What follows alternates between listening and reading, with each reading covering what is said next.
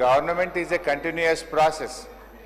2014-15లో BRS ప్రభుత్వం వచ్చినాడు. ఇదే కాంగ్రెస్ ప్రభుత్వం మాకు కూడా 2,000 కోట్ల రూపాయల ఫీజు రీఎంబర్స్మెంట్ బకాయిలు మాకు పెట్టిపోయారు. ఆ రోజు 2,000 కోట్లు బకాయిలు పెట్టిపోతే మేము ఆ రోజు చెల్లించాం. మేము మీలాగా బకాయిలు పెట్టిపోయారు మేము ఇవ్వము అని అనలేదు అధ్యక్ష. Government is a continuous process అని చెప్పి ఆ రోజు 2,000 కోట్ల రూపాయల బకాయిలు బీఆర్ఎస్ ప్రభుత్వం చెల్లించింది. ఇక రెండో విషయం అధ్యక్ష, బీఆర్ఎస్ హయాంలో అసలు ఫీజు రియంబర్స్మెంట్ ఇవ్వనే లేదు, జరగనే లేదు అనేటువంటిది పూర్తిగా సత్యదూరమైనటువంటిది. మేము పెద్ద నోట్ల రద్దు లాంటి ఒక ఆర్థిక మాంద్యాన్ని ఎదుర్కొన్నాము. 2 సంవత్సరాలు కరోనా వల్ల కూడా ఆర్థిక మాంద్యాన్ని ఎదుర్కొన్నాము. అయినప్పటికీ కూడా ఏ సంవత్సరం కూడా 2,000 కోట్లకు తగ్గకుండా 9.5 సంవత్సరాల్లో 20,000 కోట్ల రూపాయలు ఫీజు రియంబర్స్మెంట్ బీఆర్ఎస్ హయాంలో చెల్లించాము. సో మా రిక్వెస్ట్ వల్ల కూడా ఇవాళ కాలేజీలు, డిగ్రీ కాలేజీలు, జూనియర్ కాలేజీలు ఇప్పటికే రాష్ట్ర వ్యాప్తంగా మూతపడ్డాయి అధ్యక్ష. సగానికి సగం మూతపడ్డాయి అధ్యక్ష. వాళ్ళకి ఏమవుతుందంటే అధ్యక్ష, కరెంట్ బిల్ కట్టకపోతే కట్ అయిపోతుంది, మున్సిపల్ ట్యాక్స్ కట్టకపోతే కట్ అయిపోతుంది, వాటర్ బిల్లు కట్టాల్సిందే, ఉద్యోగులకు జీతాలు ఇవ్వాల్సిందే. ఇప్పుడు 2 ఏళ్ళు 15 నెలలు 2 ఏళ్ళు ఒక్కసారి వరుసగా బిల్లులు రాకపోతే అధ్యక్ష కాలేజీలన్నీ కూడా ఆగమైపోయేటువంటి పరిస్థితి ఉంది. ఫైనల్ ఇయర్ స్టూడెంట్స్కు సర్టిఫికెట్లు రాక పిల్లల విద్యా సంవత్సరాన్ని కూడా కోల్పోయే పరిస్థితి ఉంది. ఇక్కడ ఒక విషయం కూడా సీతక్క గారు మా హయాం అన్నారు. యాక్చువల్గా నేను కూడా ఫైనాన్స్ మినిస్టర్గా పనిచేసిన అధ్యక్ష. మాకేముంటుండే అంటే అధ్యక్ష, ఈ రైతు బంధు జూన్ జూలైలో ఒక 7,000 కోట్లు ఇచ్చేవాళ్ళం. నవంబర్ డిసెంబర్లో 2వ విడత రైతు బంధు 7,000 కోట్లు ఇచ్చేవాళ్ళం. ఎప్పుడైనా నేను కూడా డిసెంబర్లో మీటింగ్ పెట్టి జనవరి, ఫిబ్రవరి, మార్చ్ ఈ 3 నెలల్లో ఫీజు రియంబర్స్మెంట్ ఇచ్చేవాళ్ళం. ఎందుకంటే 2 సార్లు రైతు బంధు పోయినప్పుడు ఫైనాన్స్ మీద కొంత ఒత్తిడి ఉండేది.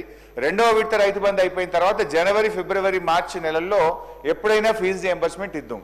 మీరు వచ్చారు, అప్పుడు ఎగ్జాక్ట్గా అదే టైంలో మీ గవర్నమెంట్ వచ్చింది. కానీ పోయిన జనవరి, ఫిబ్రవరి, మార్చిలో ₹1 కూడా ఇవ్వకపోవడం వల్ల ఇవాళ ఇది పేరుకుపోయిన పరిస్థితి ఏర్పడ్డది. సో నేను అనేది ఒకరి మీద ఒకరు చేయడం కాదు, కానీ విద్యార్థుల భవిష్యత్తు, లక్షలాది మంది విద్యార్థుల భవిష్యత్తును దృష్టిలో పెట్టుకొని, కాలేజీలను భవిష్యత్తును దృష్టిలో పెట్టుకొని దయచేసి ఈ జనవరి, ఫిబ్రవరి, ఇప్పుడు ఈ మార్చి నెలాఖరులో ఉన్నాం కనుక ఈ ఒక 2,000 కోట్లన్నా మినిమం వెంటనే ఇవ్వగలిగితేనే ఆ కాలేజీలు, ఆ పిల్లలు బయటపడే పరిస్థితి ఉంది అధ్యక్ష. మన సీతక్క గారు ఒక 800 కోట్లు ఇచ్చామన్నారు. ఇవన్నీ కూడా కేంద్ర ప్రభుత్వం నుంచి ఎస్సీ ఎస్టీ కాంపోనెంట్ కింద ఢిల్లీ నుంచి ఏవైతే డబ్బులు వచ్చినాయో అంతవరకు పాస్ ఆన్ చేసిండ్రు. రాష్ట్ర ప్రభుత్వం నుంచి మాత్రం నిధులు విడుదల చేయడం లేదు. మీరు బడ్జెట్లో పెట్టారు, మొన్న బడ్జెట్లో పెట్టిందన్న ఈ మార్చి 31 లోపు తప్పకుండా విడుదల చేసి ఆ విద్యార్థుల భవిష్యత్తును, కాలేజీల భవిష్యత్తును కాపాడాలని మీ ద్వారా ప్రభుత్వాన్ని కోరుతున్నాం. గౌరవ మంత్రి కాలేజీ యాజమాన్యాలతోటి ఆల్రెడీ మా డిప్యూటీ సీఎం గారు మాట్లాడి మీకు దశల వారీగా ఇవ్వడం జరుగుతుందని వారికి హామీ ఇవ్వడం జరిగింది అధ్యక్ష. ఎవరి సర్టిఫికెట్లు కూడా ఆపొద్దని కూడా వారు ఆదేశించడం జరిగింది అధ్యక్ష. అదేవిధంగా కున్నంనేని సాంబశివరావు గారు పర్ఫెక్ట్గా ఏ టైంలోపు మీరు ఇవన్నీ ఏ వాయిదాల పద్ధతిలో ఏ కాలేజీలకు చెల్లిస్తారని అడగడం జరిగింది.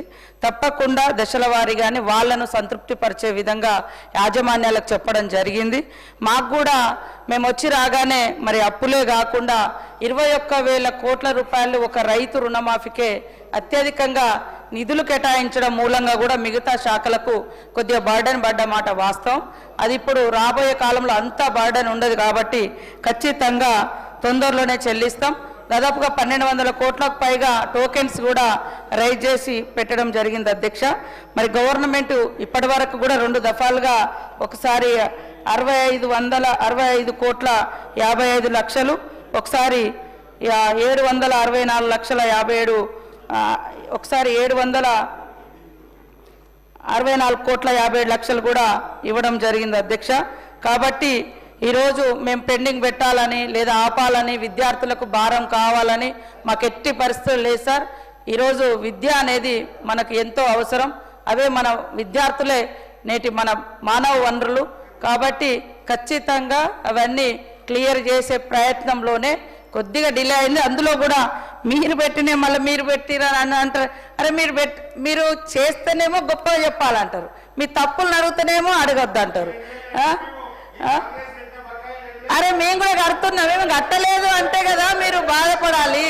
ఇది విద్యార్థులది, ఇది విద్యార్థుల కోసం కాబట్టి అందుకనే బాధ్యత ఉన్నటువంటి నాయకుడిగా మా డిప్యూటీ సీఎం గారు పిలిచి వాళ్ళతో మాట్లాడి మా సిచ్యువేషన్ ఇది ఉందయ్యా, మీరు విద్యార్థులను ఇబ్బంది పెట్టకండి అని వాళ్ళతో మీటింగ్ పెట్టడం జరిగింది, వాళ్ళకు అష్యూరెన్స్ ఇవ్వడం జరిగింది. కాబట్టి మేము ఆపుతామని అనడం లేదు, ఇస్తున్నాము. ఎస్, కంటిన్యూస్ ప్రాసెస్ అదే బిల్స్ అనేది. కాబట్టి ఖచ్చితంగా దశల వారీగా తొందరలో ఇవ్వాలని మా సీఎం గారు కూడా ప్రత్యేక ఇంట్రెస్ట్ తోటే ఉన్నారు. ఆ గతంలో ఒకసారి ప్రకటించి కూడా ఉన్నారు, తొందరలోనే క్లియర్ చేస్తామని. ఆ మాటను తొందరలోనే నిజం చేసుకుంటామని తెలియజేస్తా ఉన్నాం. Serial number 4, question number 815, Shri Lakshmikanta Rao Thota and others, incentive to women entrepreneurs, minister for industries and commerce. అధ్యక్ష, మొదటి ప్రశ్నకు జవాబు అధ్యక్ష. టీ ఐడియా పథకం క్రింద జనరల్ కేటగిరీ కోసం పెట్టుబడి మొత్తం 15% చొప్పున పెట్టుబడి సబ్సిడీని 20 లక్షల వరకు పరిమితం చేయబడింది అధ్యక్ష. అయితే మహిళా యాజమానులైన సంస్థల కోసం అదనంగా 10% పరిమితి, అంటే 10 లక్షల వరకు మొత్తం 30 లక్షలను ప్రభుత్వం సమకూరుస్తుంది అధ్యక్ష. అదేవిధంగా స్టాంప్ డ్యూటీ, ట్రాన్స్ఫర్ డ్యూటీపై 100% రియంబర్స్మెంట్ కార్యక్రమం అధ్యక్ష.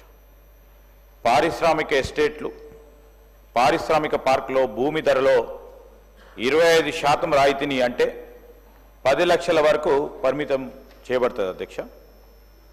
పారిశ్రామిక వినియోగం కోసం 25% భూ మార్పిడి ఛార్జీలను 10 లక్షల వరకు పరిమితం చేయబడటం అధ్యక్ష. దాంతోపాటు ఒక యూనిట్కి రూపాయి చొప్పున నిర్ణీత విద్యుత్ సంబంధించిన రియంబర్స్మెంట్ చేయడం జరుగుతుంది అధ్యక్ష. నికర రాష్ట్ర వస్తువులు, అదేవిధంగా సేవల పన్నుపై జిఎస్టీ, ఎస్జిఎస్టీ 100% రియంబర్స్మెంట్ చేయడం జరుగుతుంది అధ్యక్ష. సంవత్సరం ఒకటికి 9% గరిష్ట రియంబర్స్మెంట్ లోబడి, సంవత్సరం ఒకటికి 3% అధికంగా నూతన సూక్ష్మ చిన్న తర సంస్థల ద్వారా నిర్ణీత మూలధన పెట్టుబడిపై తీసుకున్న కాలిక రుణంపై పావులా వడ్డీ పథకం క్రింద వడ్డీ సబ్సిడీ కూడా ఇవ్వబడటం జరుగుతుంది అధ్యక్ష. అదేవిధంగా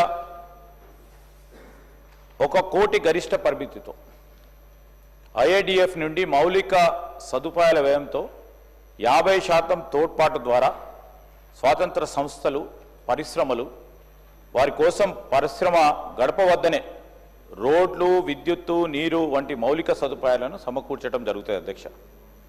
ఇది దాంతోపాటు మరి టీ ప్రైడ్ కింద ప్రభుత్వం కింది వాటిని కూడా అదనంగా కూడా సమకూర్చడం జరుగుతుంది అధ్యక్ష.